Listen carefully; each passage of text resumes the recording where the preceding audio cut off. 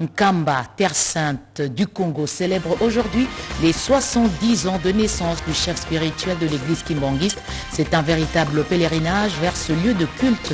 Le Premier ministre Jean-Michel Sama-Lukonde est arrivé sur place. Un avion transportant des équipements médicaux pour les hôpitaux du Kasaï oriental atterrit à Mbujimaï. D'autres rotations sont prévues avant la distribution des équipements. Et puis de la nourriture pour l'esprit, un ouvrage qui met les politiques devant leurs responsabilités sur le pouvoir de contrôle aux frontières, un enjeu stratégique pour la RDC. Voilà tout pour les titres. Merci de votre fidélité. Simon Kimbangu Kiangani a 70 ans aujourd'hui, un événement qui a toujours coïncidé avec la disparition du fondateur de l'église kimbanguiste. Cet événement a fait déplacer du monde vers Nkamba aujourd'hui. Le chef du gouvernement Jean-Michel Sama-Lukonde a honoré cette communauté. Les détails avec Pati Tondwango Kizunda. Bienvenue Lusala, Julien Piana, sur place. Chers téléspectateurs, nous sommes à Nkamba dans le Congo central où le Premier ministre Jean-Michel Sama-Lukonde Kyenge vient prendre part ce mardi 12 octobre 2021 à un double anniversaire, à savoir le 70e anniversaire de la naissance du chef spirituel kimbanguiste Simon Kimbangu et l'anniversaire également de la mort du fondateur de l'église kimbanguiste Simon Kimbangu. Et cette fête dite de la transfiguration s'est justifiée selon les kimbanguistes par le fait que le fondateur de l'église kimbanguiste, à savoir Simon Kimbangu, avait prophétisé sur la naissance du chef spirituel actuel qui devait naître le jour, l'heure, la date et l'année même de sa mort à Lubumbashi le 12 octobre 1951. Et la cité d'Nkamba, comme vous pouvez le constater, est vraiment en ébullition. Des délégations viennent de partout. Nous avons les membres du gouvernement, les autorités politico-administratives qui viennent prendre part à cette grande fête de la réincarnation. Depuis Nkamba, dans le Congo central, Pati Tondwango Kizunda pour la radio-télévision nationale congolaise. Le président de la République est au courant du rapport des opérations mixtes FARDC-MONUSCO dans la neutralisation des forces négatives dans l'Est. Pour une évaluation en fin novembre, une tripartite sera organisée. Georges-Frédéric Ndibo, Thierry Nzazi. Cette séance de travail entre le ministre de la Défense nationale et des anciens combattants, Gilbert Kabanda Kourenga, et la délégation de la MONUSCO, conduite par le représentant adjoint du secrétaire général des Nations Unies pour la protection et les opérations, Kassim Diagne, fait suite à l'audience que le président de la République, Félix-Antoine Tshisekedi, a récemment accordée au commandant de la force de la MONUSCO, le général d'Acosta, en compagnie du chef d'état-major général des FARDC, le général d'armée Célestin Balamou Sensei. La MONUSCO avait fait rapport au chef de l'État sur les dernières activités des opérations conjointes entre la MONUSCO et les FARDC pour neutraliser les groupes armés opérant dans l'est du pays. Cette entrevue rentre certes dans le cadre du suivi des instructions reçues du chef de l'État. Nous avons déjà un accord technique qui existe entre la MONUSCO et le ministère de la Défense, donc il s'agit de vraiment, suivant les instructions du chef de l'État, suivant les directives qu'on a reçues de sa part, de revoir un peu certains aspects pratiques de ce cadre de coopération pour pouvoir mieux asseoir notre coopération, pour pouvoir mieux solidifier la relation qui existe entre la MONUSCO et les forces de défense et de sécurité. C'est dans cette perspective qu'il sera organisé d'ici la fin du mois de novembre un dialogue de haut niveau qui mettra autour d'une même table le ministère de la Défense nationale, l'état-major général des FARDC et la MONUSCO. Lutte contre la criminalité transfrontalière. Les chefs des polices de l'Afrique de l'Est sont à Kinshasa pour un échange d'informations. Le général Amouli, responsable de la police en RDC, a évoqué la nuisance des criminels pour perturber la quiétude des populations. Jules Lombo, Chantal Okoloba. Les travaux de la 23e Assemblée générale annuelle de l'Organisation des coopérations des chefs de police de l'Afrique de l'Est et APECO, en sigle, viennent d'ouvrir ses portes à Kinshasa, capitale de la République démocratique du Congo, avec pour thème améliorer les stratégies des services d'application de la loi dans la lutte contre la criminalité transnationale. C'est le commissaire général de la police nationale congolaise, le commissaire général divisionnaire principal, Dieudonné Amouli, qui a donné le go de ces assises. C'est pour la toute première fois que la République démocratique du Congo abrite l'Assemblée générale annuelle de l'Organisation de coopération des chefs de police de l'Afrique de l'Est. Comme vous le savez, les différents syndicats de crimes ne cessent de multiplier des stratégies de nuisance pour perpétrer de nombreux actes délictueux, troublant la quiétude de nos populations respectives. À cela s'ajoute le terrorisme, le véritable fléau qui gangrène nos pays dans la barbarie qui endeuille nos populations. Cette conférence connaît la participation des invités des marques tels que Madame la chef du bureau régional de l'Interpol à Yaoundé, les chefs du bureau Interpol à Lyon par vidéoconférence à cause du Covid-19.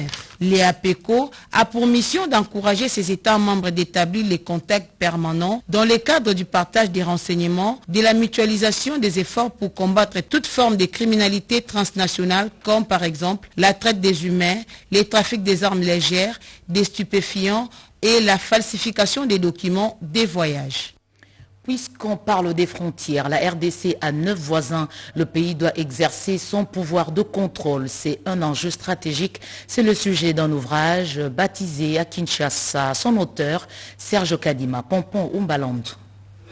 Une jeune plume qui sort des sentiers battus pour aborder l'une des questions qui tient à la problématique de la gestion efficace de nos frontières. Pour Serge Kadima, auteur de l'ouvrage, la RDC, entourée de 9 voisins, a besoin de 9 politiques cohérentes de contrôle des produits entrant dans son espace national. Le livre intitulé « Le pouvoir de contrôle aux frontières, un enjeu stratégique pour la RDC » estime que le pays ne peut pas être un déversoir. Le Congo doit par contre se servir de sa position au centre comme un atout et être le moteur de l'Afrique. Dans l'assistance des érudits, des politiques, des membres du gouvernement et de la direction de l'Office congolais de contrôle venus l'encourager. La modeste expérience politique qui est la mienne, puisque pas aussi élogieuse et longue que celle de la plupart d'entre vous ici présents, mais assez intense pour produire une conviction, m'a permis de réaliser que le pouvoir de contrôle est en dernière analyse au cœur même du destin des nations civilisées. La barre a été placée très haut dans le choix des acteurs de la cérémonie. Pour baptiser le nouveau-né dans le monde de la littérature, c'est le révérend pasteur André Bokundoa qui a pris les commandes. L'auteur est un ancien étudiant de l'université protestante du Congo. J'étais souhaité bon et surtout préciser dans les parcours de l'écriture et de la littérature pour la sécurité et le rôle stratégique, géostratégique de la République démocratique du Congo en Afrique et dans le monde. Connu pour son esprit vif et avant-gardiste, Serge Kadima a tenu compte dans ses recherches de l'influence de la géographie des États sur les politiques publiques. Publié aux éditions L'Harmattan, l'ouvrage est préfacé par le professeur Niemo Chabani. La capitale mondiale du cobalt retient l'attention de la planète. Kolwezi abrite les travaux de la Semaine congolaise du tourisme. Ces assises ont pour objectif la mise en valeur et la promotion des atouts touristiques que regorge la RDC. Ce reportage est de Bobo Samba et Jessie Kabasele.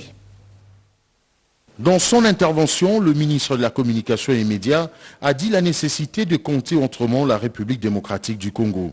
Le nouveau narratif, c'est le thème développé par Patrick Mouyaya. La philosophie consiste à vanter les atouts touristiques de la République démocratique du Congo, pas que le potentiel minier. Pour le patron de médias, il est temps de conforter le contenu de l'unité et de partager certaines valeurs. Le ministre de la Communication et des Médias a pris la province du Nord Kivu pour modèle de résilience économique. Pour lui, le Nord Kivu doit être le point de départ du changement de narratif pour la guerre. Ainsi, il pense que la RDC doit reprendre l'initiative de la communication en lieu et place des ONG internationales et autres organisations. S'agissant de l'impact du nouveau narratif sur le tourisme, Patrick Mouyaya croit que le modèle économique à développer peut créer plus d'emplois. Quand on parle du Nord Kivu, et c'est les cas qui me choquent le plus, on parle que de la guerre et des groupes armés. Je vais vous donner une indication. Les Congos, c'est 2 345 000 km². La province du Nord Kivu, si je ne me trompe pas, c'est 59 000 km². Les territoires de Béni, c'est à peu près 7 900 km².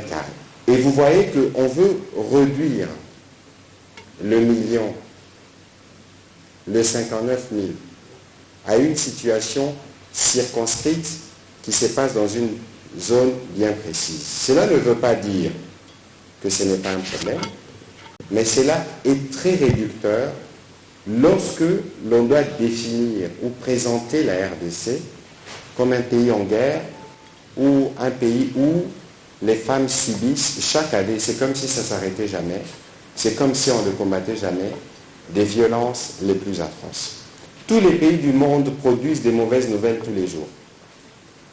Il y a des mauvaises nouvelles tous les jours dans tous les pays du monde.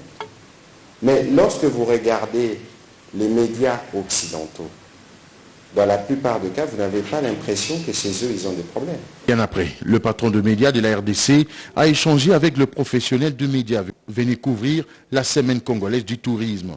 Le traitement et les conditions de travail de journalistes ont été au menu des discussions. Patrick Mouyaya les a invités à plus de professionnalisme et à militer pour le rayonnement de la République démocratique du Congo. Un autre lieu de rencontre, c'est Dubaï. La RDC a installé ses pavillons à l'exposition. Objectif, attirer les visiteurs à découvrir le Congo et les facilités accordées aux investissements sur place. Patrick Michel Mokoui. C'est tellement important qu'il faut le souligner. En Graal, l'Expo 2020 Dubaï est immense et de loin plus diversifié que toutes les grandes conférences et forums déjà organisés ici aux Émirats Arabes Unis ces dernières années. Depuis l'ouverture de cette exposition universelle, de nombreuses personnes, voire des milliers de visiteurs sont ici plongés dans une architecture, une culture et des innovations inspirantes, uniques. Les Émirats Arabes Unis, qui souhaitent explorer le pouvoir de connexion pour façonner le monde, partagent son village d'exposition avec plusieurs organisations internationales et 192 pays, parmi lesquels la République démocratique du Congo, qui depuis un temps a renoué avec les grands rendez-vous internationaux. Et pour la première fois dans l'histoire de l'exposition universelle, chaque pays participant a ici son pavillon. Celui de la République démocratique du Congo résume en quelques pas les potentialités de ce pays. La particularité de ce stand, c'est que d'abord, c'est un stand qui est situé dans le district des opportunités. Notre pavillon, contrairement aux autres pavillons, a la forme de labyrinthe. Nous sommes en train de mettre en exergue notre biodiversité, nos animaux emblématiques, comme les bonobos, l'okapi. Nous parlons aussi de cette jeunesse, parce que la population congolaise et les jeunes, toutes les innovations que nous sommes en train de vivre dans notre pays. Et nous parlons aussi de la classe moyenne. Le monde sait que nous sommes les pays des mines, les mining, mais aujourd'hui, nous parlons plus de l'agriculture. Nous parlons de la RDC comme les poumons du monde. Nous avons des tourbières. Ce sont ces choses que nous sommes en train de mettre en exergue, que nous puissions avoir des investisseurs qui peuvent venir dans notre pays. Et l'un des événements les plus importants de cette Expo 2020 Dubaï reste l'organisation du Global Business Forum Africa, ce forum qui se tiendra donc du 13 au 14 octobre, forum auquel prendra part plusieurs chefs d'État, y compris celui de la République démocratique du Congo. Au-delà donc de ce forum, toute une journée a été accordée à la République démocratique du Congo au courant de cette journée qui est organisée par l'Agence nationale pour la promotion des investissements, qui est donc l'organe technique du gouvernement en matière de climat des affaires et de la promotion des investissements. La République démocratique du Congo va exposer tout son potentiel et tenter de conclure quelques partenariats utiles. Dubaï, Patrick Michel Mokoui, RTNC. Le cratère de Nyiragongo est sous surveillance. D'ailleurs, pour bien surveiller son comportement, l'équipe des experts de l'OVG est en alerte. À Goma, José Mpanda, ministre de la Recherche scientifique, a aussi annoncé la tenue en novembre prochain de la conférence internationale des vulcanologues. Marie Kalong. Le séjour de 48 heures du ministre des Recherches scientifiques et innovations technologiques à Goma a pour but de s'imprégner de l'état actuel du cratère de Nyiragongo à la suite des derniers tremblements de terre. José Pandakabangu en a partagé avec le gouverneur militaire Constant Ndima à qui il a présenté ses civilités. Aussi a-t-il informé de la tenue au mois de novembre à Goma de la conférence internationale des vulcanologues sur le comportement volcanique. Avec les scientifiques, nous sommes en train de suivre de près ce qu'il y a exactement dans les cratères pour voir des magmas encore dans les cratères. Nous allons aller avec l'accompagnement de MONUSCO pour aller vérifier. En cette première journée, le ministre des Recherches scientifiques et innovations technologiques a tout d'abord échangé avec une délégation de la société civile sur les insuffisances observées à l'Observatoire volcanologique de Goma. C'est par rapport à des différentes correspondances que nous avons adressées à M. le ministre par rapport aux insuffisances que nous avons observées. Nous avons fait une analyse pour essayer un peu de voir comment l'OVG et notre gouvernement, ils peuvent veiller sur les intérêts de la population du Nord Kivu. Avec les membres du département géochimie environnement de l'OVG, il était question de faire un état des lieux général de ce département sur les effectifs et le matériel. Le ministre José Pandakabangu a clôturé cette première journée par une causerie morale avec les agents et cadres de l'OVG. Une série de décisions a été prise, notamment la réduction des effectifs dans ces structures scientifiques et techniques où seuls 217 agents seront retenus sur les 315 agents actuels. Comment mettre fin aux pollutions des combustibles et au réchauffement climatique en Afrique? Un réseau des parlementaires africains pour la gestion durable des écosystèmes forestiers d'Afrique centrale réfléchit sur la question pendant 4 jours à Kinshasa, travaux lancés par Colette Chomba, rapporteure adjointe de l'Assemblée nationale, Sylvie Moembogi Kitoko. La République démocratique du Congo, deuxième poumon vert de la planète, menacée par la désertification. Pourtant, l'humanité multiplie des stratégies pour lutter contre le réchauffement climatique. C'est ainsi que Kinshasa abrite les travaux de l'atelier sous-régional de validation des notes de position des parlementaires au Cap sur le climat et la biodiversité. Cet atelier sous-régional a été ouvert par le rapporteur adjoint de l'Assemblée nationale, Colette Chomba. En effet, nos pays sont confrontés d'une part aux besoins de développement et d'autre part aux soucis de protection de la nature. Cependant, aucun développement ne peut se faire sans détruire la nature. C'est pour cette raison qu'il est de bon ton que la question de compensation soit remise sur la table. Oui, nous acceptons le développement durable, mais il nous faut des ressources pour cela. Pour le coordonnateur national du Répart Arcé, le député national François Zekouye, la tenue de ces assises tombe à point nommé car le regard de toutes les nations sont tournés vers la COP26 qui va renforcer les règles pour la mise en œuvre de l'accord de Paris.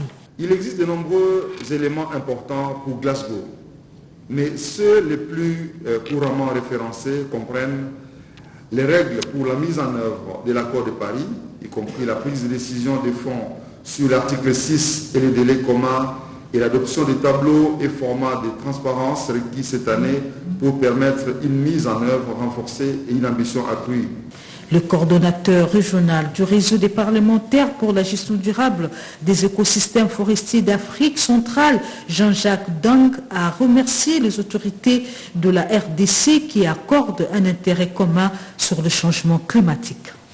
Des soins de santé de qualité pour la population du Kassai oriental. La distribution des équipements médicaux sera bientôt lancée. Un avion achemine à Mbuji-Mayi du matériel sous la conduite de la task force de la présidence de la République, Freddy Chiyoyo.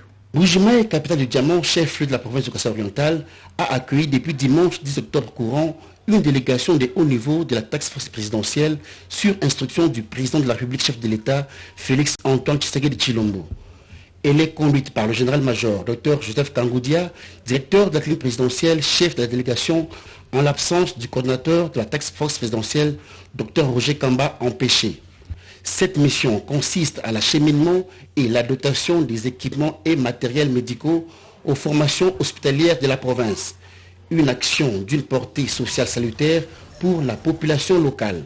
Cette mission a de prime abord été reçue par le ministre provincial Denis Kalombo, faisant le thème de Madame la gouverneure Jeannette Longo Moussamba en mission pour la présentation des civilités. Nous sommes en mission officielle dans la province du Kasaï oriental avec un but précis d'acheminer et de procéder à une distribution de quelques matériels et équipements médicaux en faveur des structures médicales de la province du Kasaï oriental.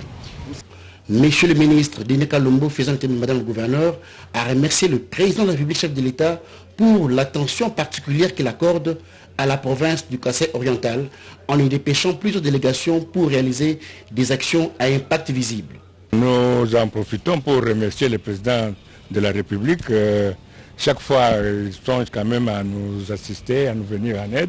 Et nous ne pouvons qu'être contents quand on nous envoie du matériel pour équiper nos hôpitaux et nos centres de santé. Ainsi, après l'acheminement total de ces équipements et matériels médicaux, il sera procédé à leur distribution. Le matériel et équipements médicaux sont entreposés en lieu sûr. La délégation de la task force présidentielle s'en est rassurée en y effectuant une descente sur place. Le matériel est là, nous les réceptionnons. Ce n'est qu'une des nombreuses rotations qui sont attendues. Et d'ici, nous allons entreposer ces matériels à l'endroit organisé pour ça avant d'entreprendre la répartition et la redistribution de ces matériels tels que cela a été recommandé par l'autorité suprême. L'ensemble de tous ces matériels seront remis officiellement aux autorités provinciales pour une répartition selon les besoins de chaque entité.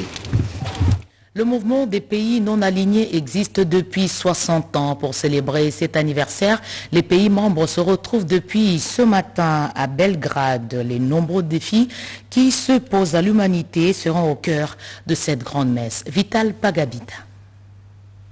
La RDC est bel et bien présente à la réunion de haut niveau qui se tient à Belgrade, capitale de Serbie. Ce à travers le ministre de l'intégration régionale, Didier Mazenga Mukanzu, représentant personnel du chef de l'État et président en exercice de l'Union africaine, Félix-Antoine Tshisekedi Tshilombo. Cette grande messe est convoquée à l'occasion du 60e anniversaire du mouvement des pays non alignés et connaît la participation de plusieurs chefs d'État et du gouvernement. Les ministres des Affaires étrangères s'attellent déjà à produire des recommandations pour faire face aux nombreux défis mondiaux dont le Covid-19 au regard de ses effets dévastateurs et préserver ainsi le principe de la Charte des Nations Unies.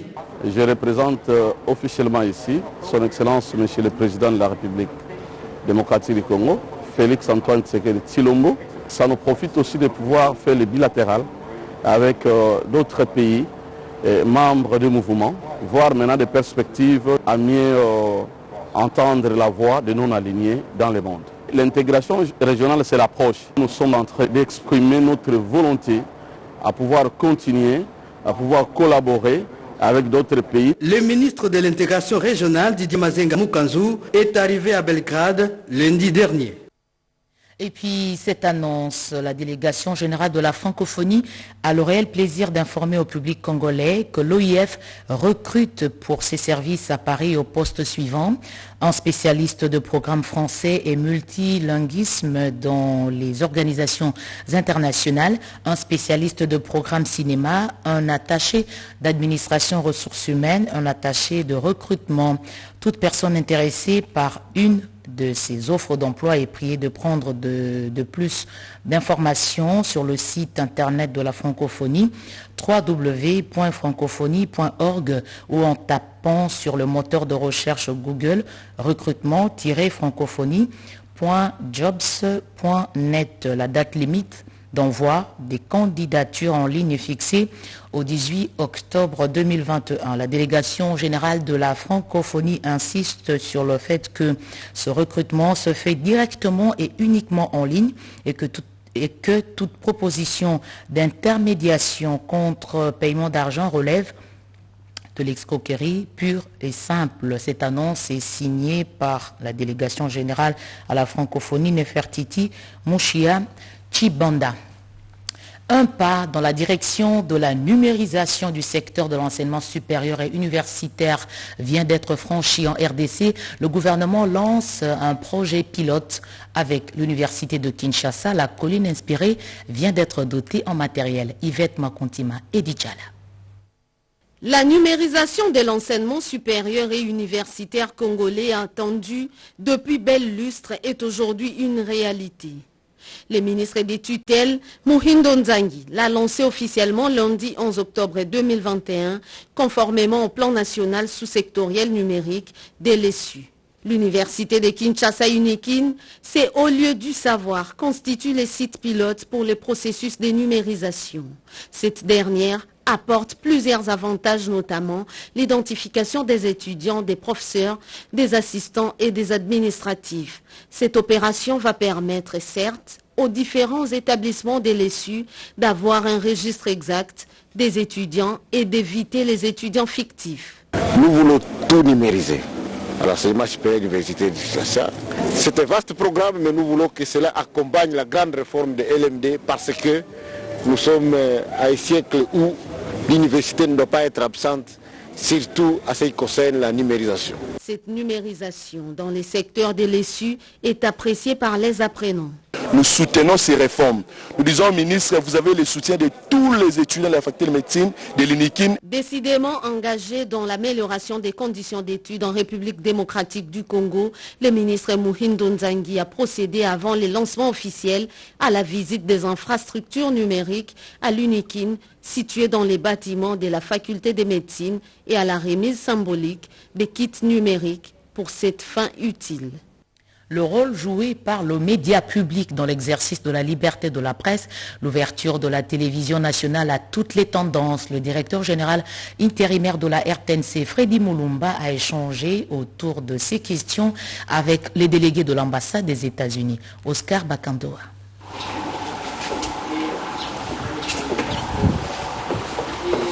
La contribution de la radio-télévision nationale congolaise en tant que média public officiel dans l'approche narrative prônée par le ministre de la Communication et Médias, ainsi que les rôles que la RTNC joue dans l'exercice de la liberté de la presse, ont agrémenté les entretiens que Freddy Mulumba Kabouaï a eus avec Madame Ineke, attachée de presse et porte-parole de l'ambassade des États-Unis à Kinshasa.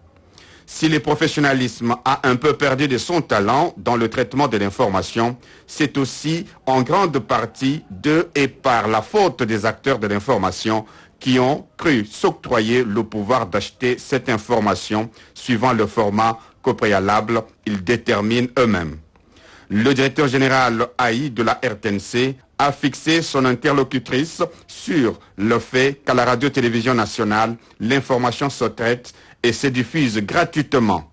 La question centrale était de cerner les faits et l'événement qui font cette information pour le faire correspondre à la ligne éditoriale de ce média public. Car ici, c'est l'État qui est le propriétaire au nom du peuple et non les politiques pris isolement. C'est du reste dans ce même registre que le DGAI a annoncé qu'il était en train de finaliser un projet de production d'une émission consacrée aux droits et devoirs pratiques du journaliste avec le GED. Et pour terminer, il est récompensé pour son engagement citoyen dans les débats autour du budget participatif, très connu pour sa pugnacité et l'art de convaincre. Qui est cet homme? Ricky Nzuziloya nous le fait découvrir. Bishop Abraham Djamba Samba Washaku. C'est de cet homme qu'il s'agit. Il a fait gagner des places à la République démocratique du Congo, devenue aujourd'hui première en Afrique sur la participation des citoyens au processus budgétaire et 5e dans la transparence et gouvernance budgétaire. C'est censé passer d'autres contributions et pas de moindres dans la conception de la réforme des finances publiques à RDC. Pendant 17 ans, il a également intervenu efficacement dans le processus électoral avec la conduite des missions d'observation sur le continent. Tous ces efforts couverts des qualités ont milité en faveur de la reconnaissance par le Centre de formation internationale en droits humains et développement qui lui décerne un diplôme de mérite et d'excellence. D'abord pour moi c'est une surprise parce que Quand nous travaillons pour la nation, ce que nous visons, ce n'est pas les prix. Nous visons tout simplement de faire bénéficier à la nation les savoirs que nous avons, les connaissances et surtout pour faire avancer notre pays. Différentes personnalités de la société civile congolaise et d'autres venus d'Afrique pour le compte de l'EISA ont tous témoigné des compétences du lauréat Djamba. Considéré comme le père de la transparence, de la participation citoyenne et la redevabilité dans la gestion des finances publiques, cette icône de la société civile congolaise Djamba Samba vient d'être élu par ses pairs africains, président en exercice du réseau Budget ouvert Afrique francophone. Voilà, c'est la fin de ce journal. Merci de l'avoir suivi à travers le monde. Je rappelle les principales informations. Nouvelle